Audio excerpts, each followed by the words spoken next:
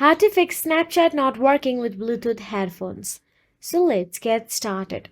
First of all, simply try opening the Settings app on a mobile device.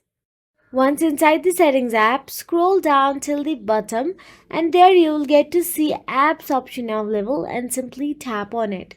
If you do not find one, then you can also tap on the search address bar at the top and search for the Apps section.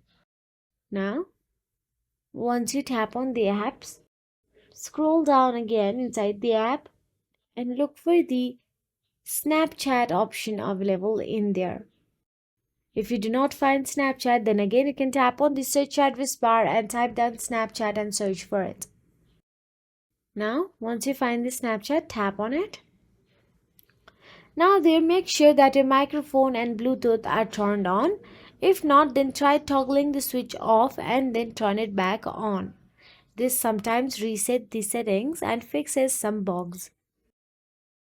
Now simply go back to the settings again and this time tap on the Bluetooth option available there. Once inside the Bluetooth, all you have to do is toggle Bluetooth off and wait for a few seconds, then turn it on again and reconnect your headphones and test the Snapchat. And that is it. If you found this video helpful, please like, share and subscribe, and thank you so much for watching.